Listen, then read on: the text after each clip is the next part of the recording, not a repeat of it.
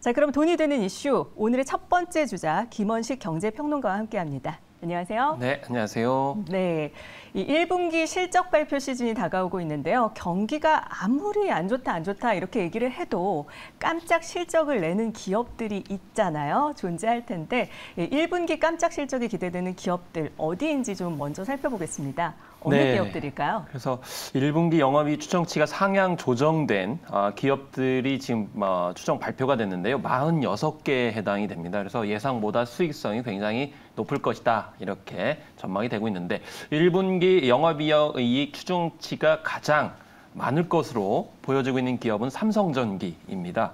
그래서 지금 현재 주식 가격도 한 20% 가까이 더 상향하는 그런 예도 나오고 있고 8개 증권회사가 가장 강력하게 추천을 하고 있습니다. 그래서 정보기술, 그러니까 IT기기 수요가 지금 살아나는 분위기에다가 적층 세라믹 콘센서, 그러니까 MLCC라고 하는데 이 사업 부분이 지금 고성장이기 때문에 삼성전기가 지금 전망 상향되고 있는 상황이고요. 그 다음으로 LG전자도 꼽히고 있습니다. 7곳 증권사가 상향을 하고 있는데 최근에 2월만 하더라도 전망치가 1조 원이 안 됐었는데 지금 1조 원이 훌쩍 넘었습니다. 주가도 25%나 높게 이제 보고 있는데요. 일단 몇 가지 원인이 있습니다. 지난해 강도 높게 원가 절감했는데 이것이 이제 효과를 발휘하고 있고 또 자동차 부품과 로봇, 전기차 충전기 등 사업 성과가 본격화되고 있다라는 점이 꼽히고 있습니다. 특히 북미 지역을 중심으로 프리미엄 가전 수요가 양호한 측면, 그리고 유럽서 유기 발광 다이오드, OLED TV 수요가 회복하고 있기 때문에 이런 점이 복합적으로 작용을 해서 LG가 지금 주목을 받고 있습니다. 그리고 LG 에너지 솔루션의 1분기 실적 전망도 높아지고 있습니다. 인플레이션 감축법이죠. IRA 인센티브 중 하나인 배터리 생산 세액 공제가 지금 효과를 발휘하고 있기 때문에 바로 LG 에너지 솔루션이 상향 조치되고 있습니다. 그리고 2025년까지 지금 생산 능력이 미국에서 대폭적으로 확장될 그런 전망치가 있기 때문에 이런 점이 결과적으로 실적 상향에 반영이 되고 있습니다. 네, 이 영업이익 컨센서스 중에서 기아가 2조를 넘긴다는 전망이 사실 눈에 띄던데 기아 1분기 실적이 왜 이렇게 좋은 걸까요? 그럼 또 1분기 영업이익 추정치가 2조 200억 원 정도 될 것으로 이렇게 추정이 되고 있습니다. 이유는 국내에서 지금 실적이 굉장히 좋다는 점이고 또 미국에서도 실적이 좋습니다.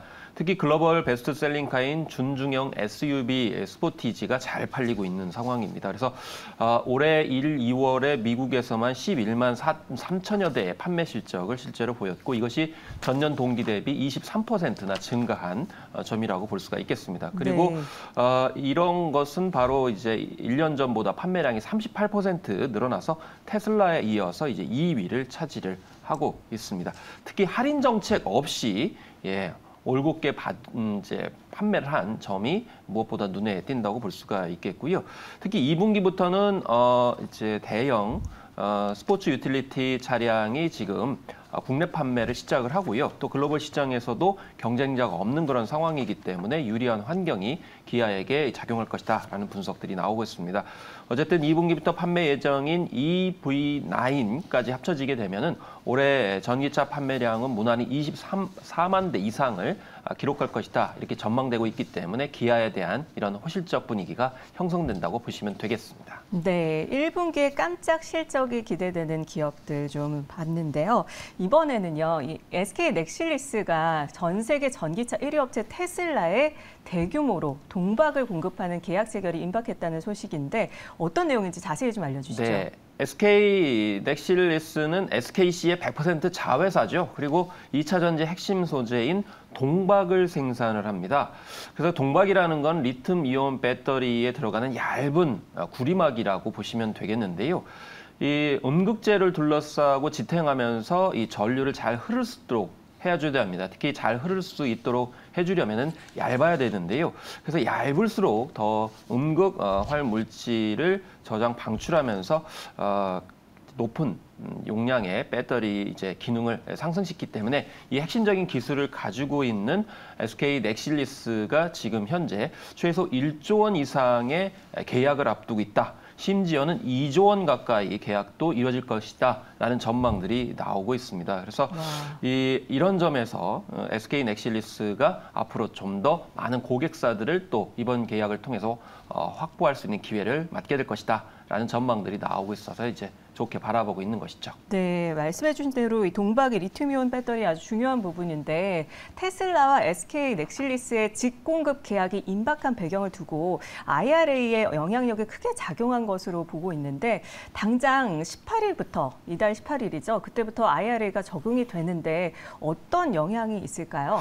일단 자동차 업체들은 지금 보조금 기준을 맞춰야 되기 때문에 최대한 이런 조건에 맞추려고 엄청나게 지금 불철주야 뛰고 있는 그런 상황이죠. 동박은 IRA 세부 지침에 따라서 구성 재료로 분류된 핵심 광물로 취급을 받습니다. 그래서 배터리 핵심 광물이기 때문에 이 배터리 핵심 광물은 40% 가까이 이제 일단 자유무역 협정을 미국과 체결한 국가에서 사용을 해야 됩니다. 우리나라도 이제 FTA 계약을 체결을 했기 때문에 네네. 그런 점에서 SK 넥실리스는 지금 전북 정읍에 공장을 가지고 있는 그런 상황이죠. 무엇보다도 앞으로 2027년까지 80% 이상을 자유무역 협정 국가에서 생산을 해야 되는 그런 상황입니다. 무엇보다도 미국에 공장을 지을 경우에는 또 역시 보조금 혜택을 누릴 수 있게 되는데요. 재계에 따르면 지금 최태현 SK그룹 회장과 존 오서프 미국 조지아주 상원의원이 국내에서 조만간 회동할 가능성이 높다라는 전망들이 나오고 있거든요. 그 이유는 SKC가 조지아주 동박 공장 설립을 지금 추진하고 있는데 이번 만남을 통해서 이 공장 설립이 좀 급물살을 타게 되는 것 아니냐라는 전망들이 나오게 되는 것이죠. 그래서 북미의 이 동박 공장 설립 추진하고 있었는데 조지아주에 만약에 생긴다고 하면 SK 넥실리스 입장에서 봤을 때는 호재이기 때문에 이런 점들이 좀 복합적으로 앞으로 전망을 밝게 하는 이유라고 보겠습니다. 네, 북미 동박 공급 설립을 통해서 SK의 호재가 좀 있었으면 기대를 해보게 됩니다. 네. 자, 그리고 이제 삼성 디스플레이 얘기를 좀 해보려고 하는데요. 삼성 디스플레이가 OLED 디스플레이 설비에 대규모 투자를 시작을 했습니다. 그 규모가 무려 4조 1천억 원에 달하는데 이 삼성 디스플레이의 이번 투자 계획이 정부가 지난달 15일에 발표한 6대 첨단 산업 육성 전략의 첫 번째 민간 투자 사례라고 할 수 있죠. 네, 그렇습니다. 일단 중앙정부에서 전폭적으로 지금 현재 4조 2천억 원 이상을 투입을 하겠다 이렇게 언급을 했고 그다음에 이제 충남도와 아산시 같은 경우에도 토지 이용에 관련된 규제 등을 좀 풀겠다 이렇게 언급을 했습니다. 네. 여기에다 이제 민간 기업인 삼성이 또 결합을 하고 있기 때문에 이렇게 민관이 함께 결합하는 형태, 국가 산업일 경우에만 이제 가능한 것이라고 볼 수가 있겠죠.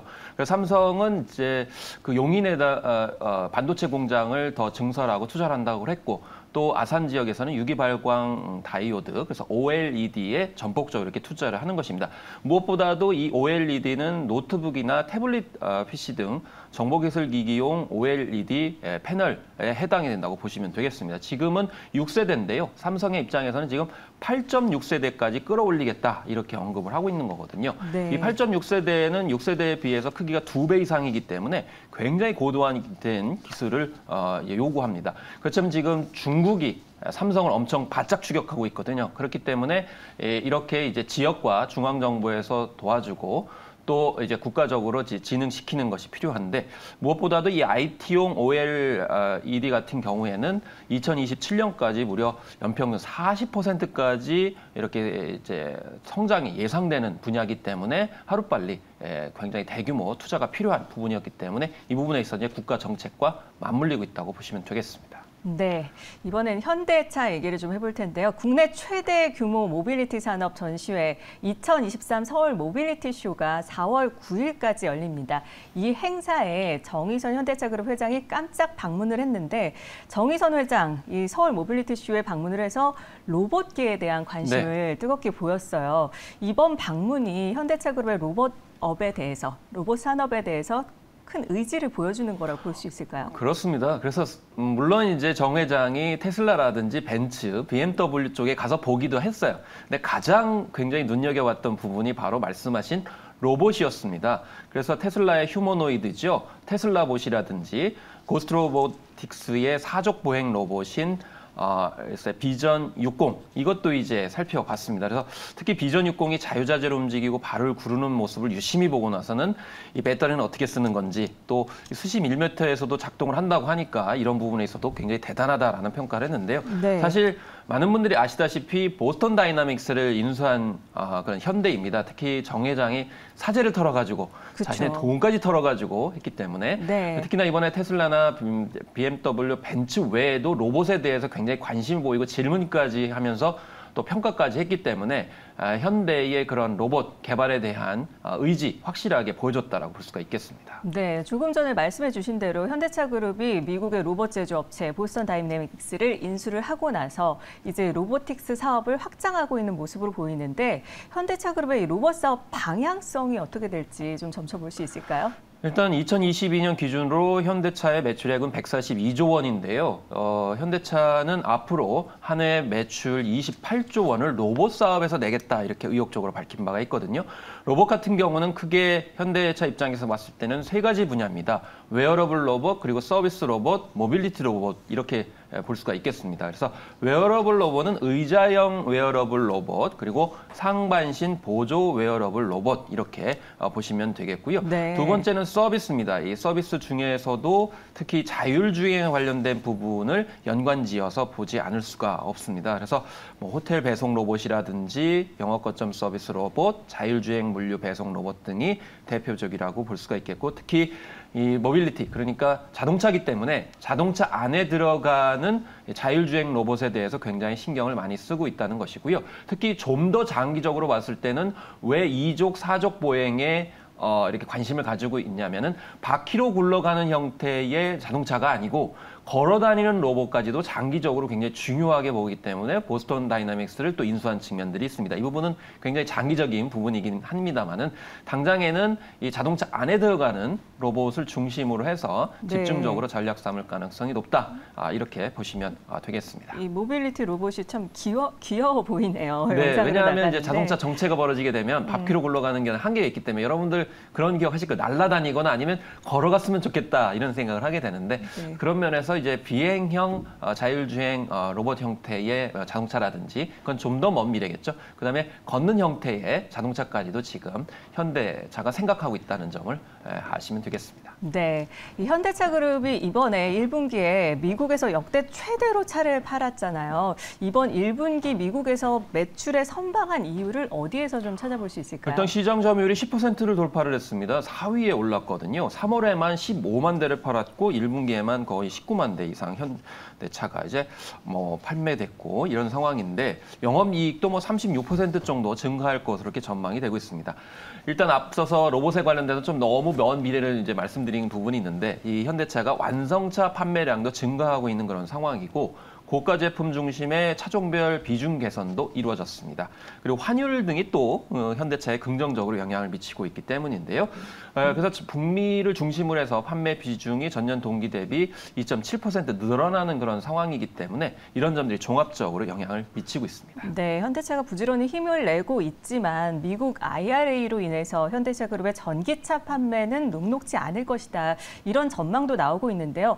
현대차 그룹이 과연 이걸 어떻게 풀어갈까요? 일단 부품은 북미 지역에 생산한 것을 50% 이상, 2029년에는 100% 이상 해야 되거든요. 근데 지금은 이 배터리가 문제가 되고 있습니다. 이 배터리를 중국 부품을 사용하고 있는 그런 측면이기 때문에 그래서 이 GV70 전기차 같은 경우 제네시스죠. 보조금을 받을 수 있을 거라고 생각을 했는데 이 SK온의 배터리가 들어가는데 이 배터리가 바로 중국에서 배터리 셀을 만들고 울산에서 완성차를 만들기 때문에 이런 점에서 좀 미흡한 점이 이제 있다라는 것이죠. 그래서 이 미국 생산 요건은 갖췄지만은 배터리 관련 규정을 충족하지 못해서 보조금 대상에서 빠진다라고 이제 이야기를 하고 있기 때문에 향후에 이제 미국에서 이제 공장 생산하는 그런 측면들을 구축하는 사이에 요 간격을 어떻게 극복할 것이냐. 라는 부분을 지금 앞으로 과제를 하고 있는데 정 회장이 최근에 이런 부분에 대해서는 약간 말을 아낀 측면이 있어서 현대차의 고민이 여전히 있다라고 보시면 되겠습니다. 네, 그렇군요. 지금까지 돈이 되는 이슈 김원식 경제평론가와 함께 자세히 살펴봤습니다. 고맙습니다. 네, 감사합니다.